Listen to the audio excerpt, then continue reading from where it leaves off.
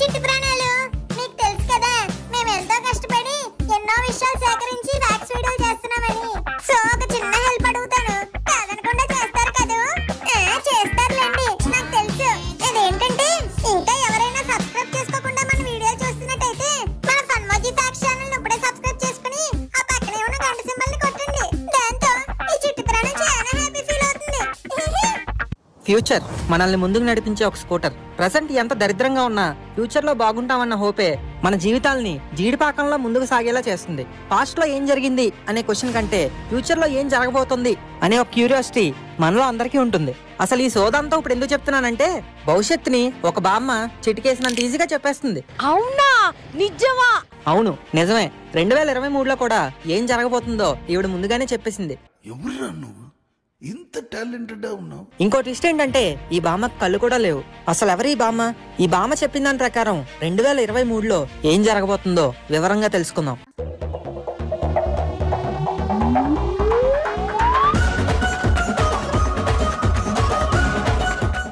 బాబా వాంగా ఈమె కాలజ్ఞాని. శ్రీ పోతులూరు వీరబ్రహ్మేంద్ర స్వామి, నోస్ట్రాడామస్ లాగా ఈవిడ కూడా ఫ్యూచర్ లో జరిగే సంఘటనల గురించి ముందుగానే చెప్పేసింది.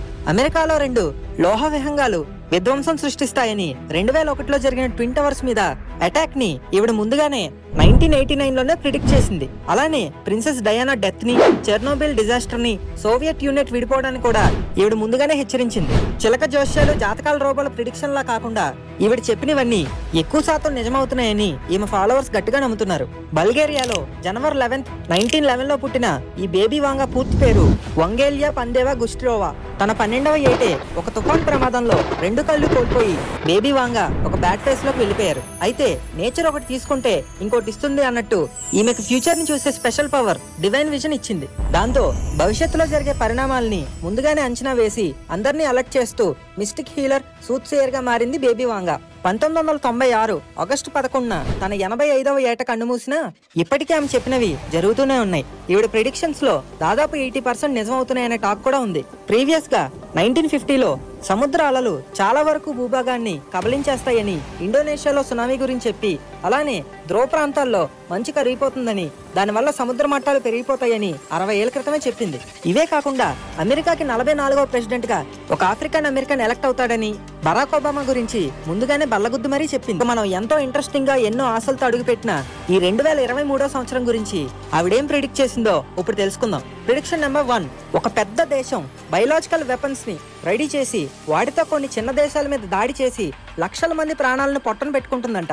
ప్రస్తుతం జరుగుతున్న రష్యా ఉక్రెయిన్ వార్ చూస్తుంటే నిజంగానే జరిగేలాగే ఉంది. ప్రిడిక్షన్ నెంబర్ 2, ఈ సంవత్సరంలోనే ఒక పెద్ద సౌర తుఫాన్ రాబోతుందంట.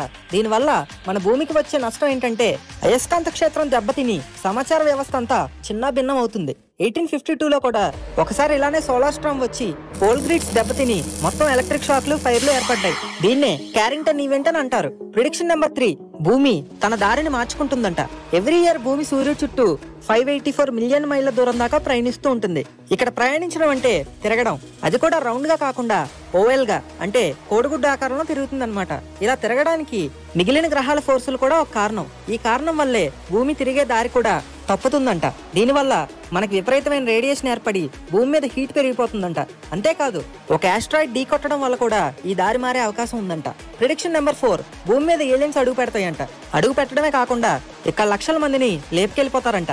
ప్రిడిక్షన్ నెంబర్ 5, ఒక న్యూక్లియర్ పవర్ ప్లాంట్ లో భారీ పేలుడు జరిగి ఏషియా ఖండం అంతా విషమయం అయిపోతుందంట. దీనివల్ల అంతుచిక్కని వ్యాధులు కూడా వస్తాయని బేబీ వాంగా వార్న్ చేశారు. దాని ప్రకారం చూస్తే ప్రెసెంట్ ఉక్రెయిన్ లోని జపోరిసియా అనే న్యూక్లియర్ ప్లాంట్ రష్యా కంట్రోల్లోనే ఉంది. మరేమవుతుందో ఆ దేవుడికే తెలియాలి. ప్రిడిక్షన్ నెంబర్ 6, ఈ ఇయర్ పిల్లలు హాస్పిటల్లో కాకుండా ల్యాబ్స్ లో పుడతారంట. అమ్మా నాన్నలు లేకుండా సైంటిస్టుల తెలివికి పిల్లలు పుడతారని, అలాగే మనకు నచ్చిన కలర్, నచ్చిన హైట్, నచ్చిన జెండర్ ని సెలెక్ట్ చేసుకుని పిల్లల్ని తయారు చేసుకోవచ్చంట. ఈ స్పెసిఫికేషన్స్ తో పుట్టే ఫస్ట్ బేబీ ప్రోడక్ట్ ఈ ఇయరే లాంచ్ అవుతుందంట. ఇంకా ఇవేం చూశారు? భవిష్యత్తులో ఇంకా చాలా భాగవతాలు జరుగుతున్నాయంట. 2028కి మనం వీనస్ మీద అడుగు పెడతామని, అలానే 2043 నాటికి యూరోప్ అంతా ఇస్లామిక్ కంట్రీగా మారిపోతుందని, యునైటెడ్ స్టేట్స్ 2066కి ఎన్విరాన్మెంటల్ డిస్ట్రక్టర్ అనే ఒక వెపన్ తో ఎనిమీస్ నేసేయడానికి రెడీ అయిపోతుందని బామ్మగారు ప్రిడిక్ట్ చేశారు. అలానే 2130 నాటికి ఈ భూమి మీద ఒక్క జీవి కూడా ఉండకుండా మొత్తం నాశనం అయిపోతుందంట. ఆ తర్వాత అంతరిక్షవాసుల సహాయంతో మనుషులు సముద్రం అడుగును జీవిస్తారని అంచనా వేసింది. 3005 నాటికి అంగారక గ్రహం మీద కూడా యుద్ధం జరుగుతుందని, 3797 నాటికి ఈ భూమండలం అంతా నశించిపోతుందని, అలానే ఇక్కడున్న మనుషులంతా మరో సోలార్ సిస్టమ్ లోకి వెళ్ళిపోతారని కూడా చెప్పుకొచ్చింది. ఇక మొత్తం యూనివర్స్ అయితే 5079 ఇయర్ కి టోటల్ ఫినిష్ అంట. లైట్ గా చెమటలు పడుతున్నాయా? ఏం భయం లేదు, కంగారు పడకండి. ఎందుకంటే ప్రపంచవ్యాప్తంగా ఉన్న కొంతమంది సైంటిస్టులు మాత్రం ఇదంతా సోదే అని, ఈ ప్రెడిక్షన్స్ అన్నిటికీ సరైన సోర్సే లేదు కనుక ఎవరూ భయపడిన అవసరం లేదని పెచ్చలైట్ తీసుకున్నారు. కానీ మరికొంతమంది ఏమంటున్నారంటే ఆవిడ చెప్పిన వాటిల్లో చాలా వరకు జరిగాయని, సో ఆమె చెప్పిన వాటిని తీసిపారేయడానికి లేదని అంటున్నారు. వాస్తవానికి చూస్తే 2022లో ఇండియాలో తీవ్ర సంక్షోభం వస్తుందని, మన దేశంలో వాతావరణం అంతా చల్లబడి మిడతల ప్రభావం ఎక్కువైపోయి పంటలన్నీ నాశనం అయిపోయి మొత్తం కరువు వచ్చేస్తుందని బేబీ వాంగా చెప్పారు. అయితే అది నిజం కాలేదు. అలానే సైబేరియా నుంచి ఒక డెడ్లీ వైరస్ వస్తుందని అండ్ ఏలియన్ అటాక్స్ కూడా జరుగుతాయని కూడా ప్రిడిక్ట్ చేశారు. కానీ అవి కూడా జరగలేదు. 2016లో యూరోప్ లో ఒక పెద్ద యుద్ధం జరిగి మొత్తం ఖండమే తుడిచిపెట్టుకుపోతుందని, అలానే 2010 నుంచి 2014 వరకు ప్రపంచంలోనే అతి తీవ్రమైన అణుయుద్ధం జరుగుతుందని, దానివల్ల ప్రపంచంలో చాలా భాగం దెబ్బతింటుందని కూడా చెప్పింది. కానీ ఇవేమీ కూడా జరగలేదు. దీని గురించి ఏమంటారు అని ఈమె ఫాలోవర్స్ ని అడిగితే, అవును నేను కూడా 80% నిజమవుతున్నాయని చెప్తున్నాం కదా అని వాదిస్తున్నారు. 2022లో వరదలు, కొన్ని దేశాల్లో కరువు వచ్చి అల్లాడతాయని ముందుగానే అంచనా వేసి బాబా వాంగా చెప్పారని, నిజంగానే ఆస్ట్రేలియాతో పాటు కొన్ని ఏషియా దేశాల్లో, అలానే మన పక్కనున్న పాకిస్తాన్ లో కూడా వరదలు వచ్చి వెలవెల్లాడిపోయాయని, ఈ విధంగానే పోర్చుగల్, ఇటలీలోని చాలా నగరాల్లో కూడా కరువు వచ్చి కకలావికలం అయ్యాయని కూడా గుర్తు చేస్తున్నారు. ఇక గడ్డకట్టిన స్థితిలో ఒక వైరస్ బయటపడి చాలా నష్టం చేస్తుందనే అంచనా కూడా ఇప్పటిదాకా సగం వరకు జరిగిందని చెప్తున్నారు.